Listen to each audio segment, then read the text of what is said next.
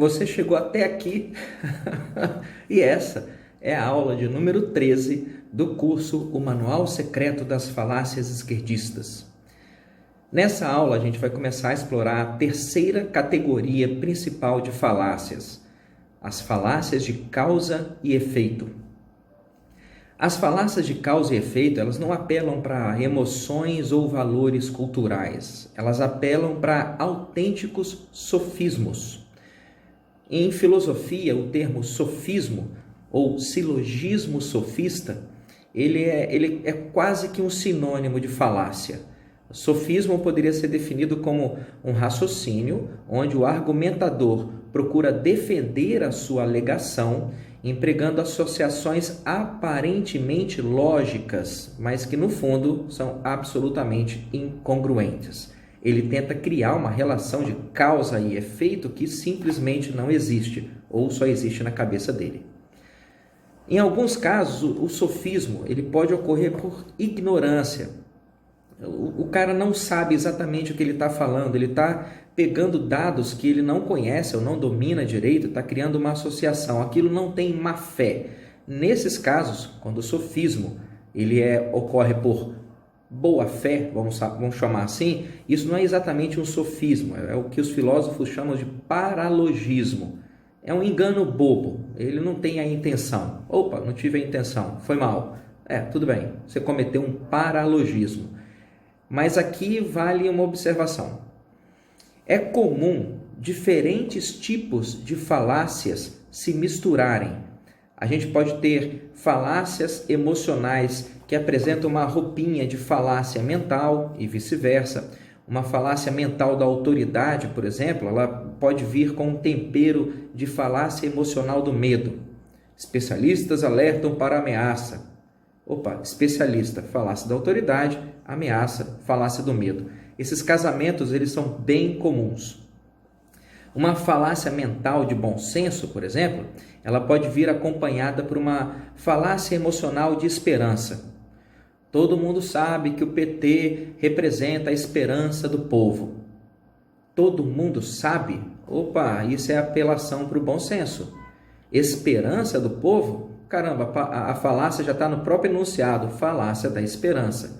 Percebe como é que as coisas vêm casadas? Então, à medida que você vai dominando isso, é como se fossem cordas de um violão. Às vezes uma corda pode ser tocada sozinha, mas eventualmente o artista vai tocar várias cordas juntas. Mas você estando bem atento e bem atenta, você vai flagrar essas falácias rapidinho. Você fatia o negócio e fala, isso aqui é uma falácia, isso aqui é outra, isso aqui é outra. No caso das falácias de causa e efeito, você vai ver que muitas delas, elas fazem apelos emocionais e mentais. E isso é esperado. Afinal de contas, se você tem uma faca, um fuzil e uma granada, por que você tem que escolher um dos três para poder sair? Você pode sair armado das três coisas, de uma faca, de uma espingarda, de uma granada. Se você tem a chance de, num enunciado só, num argumento só, explorar várias falácias, por que você vai escolher uma só? Você pode jogar um argumento que tem uma falácia emocional, uma falácia mental e uma falácia causa e efeito, tudo junto. Então não fica desesperado aí, achando que, qual que é essa? Às vezes tem mais de uma ali. Você pode escolher as três, identificar todas as falácias ou pegar aquela que te chama mais atenção e fisgar o cara por ela. Dito isso, as falácias de causa e efeito, elas podem ser divididas em 4 tipos principais: causa única, associação remota, generalização e lógica circular. Pega aí aquele caderno, aquele maldito daquele caderno que eu já te pedi para deixar do seu lado e anota. Eu vou repetir porque isso é importante. As falácias de causa e efeito, elas podem ser divididas em 4 tipos principais: causa única, associação remota, generalização e lógica circular ou raciocínio circular. Para que essa aula não fique muito longa, eu vou abordar aqui só a falácia de causa e efeito mais comum, que é a falácia de causa única. As outras 3 a gente vai vendo nas aulas subsequentes. A falácia de causa única, a definição dela tá no próprio nome. Mas tem duas coisinhas aí no nome dela e na definição que vale a pena você ficar atento. A falácia de causa única, ela pode propor que depois disso aconteceu tal coisa. Nesse caso, ela está tentando construir uma correlação. Ou então ela pode dizer que associado a isso aconteceu tal coisa. Isso expressa uma associação. Nos dois casos, o que o argumentador, o que o mentiroso está fazendo, ele está observando dois eventos, A e B, e está descartando qualquer contexto prévio e correlacionado e qualquer explicação possível adicional, e ele assume de maneira irrevogável que o evento A necessariamente causou o evento B. Porém, as coisas podem acontecer ao mesmo tempo, e correlação e associação não são o mesmo que causa. A falácia da causa única é o tipo de coisa que está por trás de superstições e do uso de amuletos, por exemplo. Eu entrei com o pé direito na sala de aula no dia da prova de matemática e tirei uma nota boa. Saquei. Entrar com o pé direito na sala de aula antes das provas é fundamental para que você se saia bem. Sorte e azar, seja na prova de matemática ou na vida como um todo, elas não são classificações exatamente coerentes ou científicas para as contingências do mundo. As nossas interpretações de sorte e azar, elas são apenas significados que a gente cola nas coisas que acontecem para que essas coisas tenham um sentido mais agradável ou mais previsível, para a gente ter alguma segurança quanto ao futuro. Você pode ter tido um dia péssimo hoje, lamento muito se isso aconteceu, mas dificilmente esse seu dia péssimo vai estar relacionado ao fato de você ter passado por baixo de uma escada ou ter quebrado um espelho uns anos atrás. Não tem, né? E você está vivendo se você vive esse negócio de sorte e azar, você está vivendo numa falácia de causa única. Quer ver outro exemplo de falácia de causa única? O capitalismo produz miséria e violência. O fato de haver miséria e violência em países capitalistas não condiciona umas coisas a outra. Tanto países capitalistas quanto países não capitalistas apresentam miséria e violência. A bem da verdade, países mais capitalistas tendem a apresentar menos miséria do que países menos capitalistas. O conjunto dos 20 países mais capitalistas do mundo, esse conjunto apresenta taxas de homicídio intencional 600% menores que aquelas observadas no conjunto dos 20 países menos capitalistas. Ou seja, se for para associar o capitalismo a alguma coisa, o mais sensato é associar o capitalismo a condições de vida mais prósperas e pacíficas. Esse argumento lá de capitalismo causa miséria e violência, eu lamento, isso é um argumento falacioso de causa e efeito, sugerindo uma causa única. Não vai colar. Outro argumento, quer ver? E esse é bem sorrateiro. O Lula foi preso para que o PT não ganhasse as eleições presidenciais no primeiro turno. Quem disse isso foi Adolfo Pérez Esquivel, um argentino ganhador do Prêmio Nobel da Paz em 1980, e ele falou isso numa entrevista para o jornal El País em outubro de 2018. Esquivel, o nome dele Esquivel, tentou se esquivar, Esquivel tentou se esquivar construindo uma narrativa falaciosa como se a única explicação para a prisão daquele criminoso, a única causa, fossem as eleições presidenciais. Por causa disso, aquilo não aconteceu. O Molusco não cometeu crime nenhum, Imagina. O processo que condenou ele em julho de 2017 tem 230 páginas e mais de 1.000 itens. E em 2018, um ano depois, o Nove Dedos foi novamente condenado em segunda instância em decisão unânime por 3 desembargadores que revisaram esse processo inteiro. E eles não apenas mantiveram a condenação, eles aumentaram a pena para 12 anos e 1 mês, no caso do triplex do Guarujá. Mas todo esse rito processual ocorreu e teve o desfecho que teve só por causa da eleição para presidente. Foi só por causa disso. Nada a ver com provas contundentes de corrupção, tráfico de influências ou recebimento de propinas. Que isso? Pergunta lá para a Marina que ela te conta a verdade. Certo. Outro exemplo de falácia de causa única, ela foi apresentada recentemente pela nova queridinha da esquerda, a deputada Tabata Amaral. Ela é a herdeira do trono de musa socialista que já pertenceu à comunista Mortandela Dávila.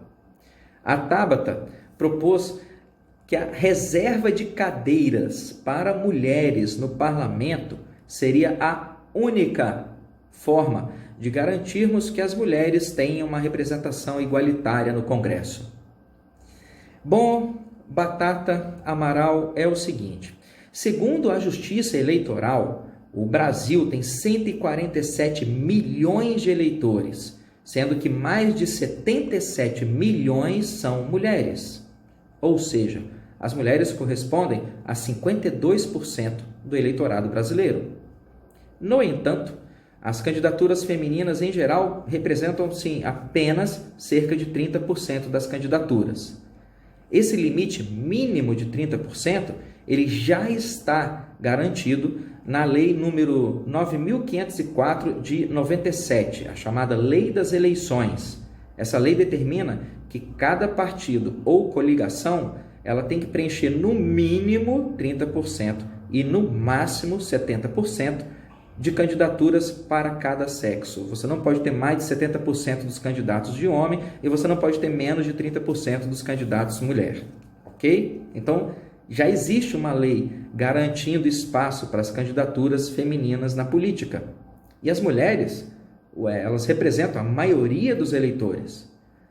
Se as mulheres são apenas 15% dos membros do Congresso, isso não se deve à falta de candidatas. Isso se deve à preferência das mulheres que votam. Mesmo tendo 30% de candidatas do sexo feminino, as mulheres elegem 85% dos seus representantes políticos entre os homens.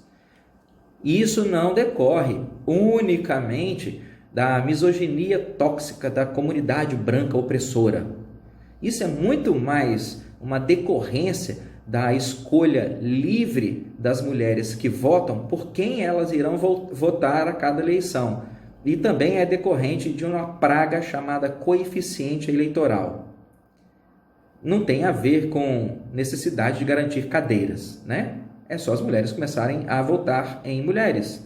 Tem até um negócio para isso aí, chama sororidade, que é uma imbecilidade sem tamanho. Mas vamos lá. Outro exemplo de falácia de causa única pode ser constatado em outra declaração da mesma menina prodígio. Em uma entrevista à revista Isto é Dinheiro, em agosto de 2019, a deputada Tabata afirmou que muitas das críticas que ela recebe são decorrentes do machismo da sociedade. Ok, a única causa para as críticas que você recebe é porque a sociedade é machista. Nenhuma dessas críticas tem a ver com a possibilidade de alguma proposta sua ser horrível. Não tem. Essas críticas também não têm absolutamente nada a ver com o fato de ela se autodefinir progressista de esquerda, de defender agendas globalistas, de ter sido eleita deputada federal pelo PDT, um partido oficialmente filiado à entidade marxista internacional socialista. Não. Nada disso teve a ver com as críticas a ela. O lance é o machismo. É a única causa. Tá certo. Outra falácia de causa única, a gente viu recentemente associada à preocupação ambiental. Quando Bolsonaro assumiu, ocorreram queimadas na Amazônia.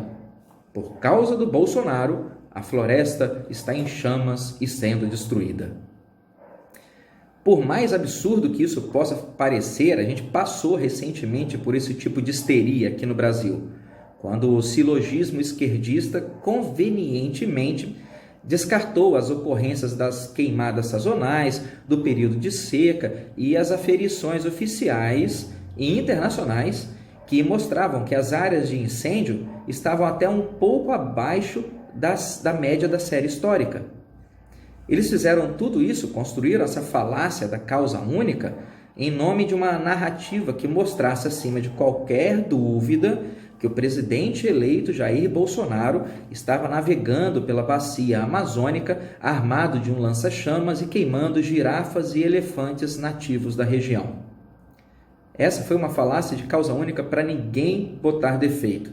E se os esquerdistas insistirem nisso, daqui a pouco eles vão começar a acusar o presidente Jair Bolsonaro de espalhar o óleo lá que vazou nas praias do Nordeste. A única causa foi ele. O Jair Bolsonaro também é a única causa do calor do sol, do frio do inverno, da chuva molhada, do fim dos dinossauros e da extinção do Permiano.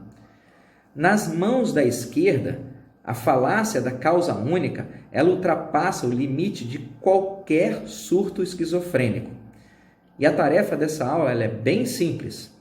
Eu quero que você procure na internet por algumas manchetes esquerdistas que você identificou como sendo bons exemplos da falácia de causa única e cola a manchete e o local que você pegou. Manchete tal, jornal tal, dia tal. Cola isso aqui na seção comentários desse vídeo no YouTube para as pessoas poderem compartilhar do conhecimento e muitas vezes algumas falácias de causa única que você identificou nem eu tinha visto e graças à sua dica agora eu reconheci também. Depois que você fizer essa tarefa, a gente vai para a aula de número 14, onde eu vou te falar do segundo tipo de falácia causa-efeito mais comum, a falácia da associação remota. Um abraço e até lá!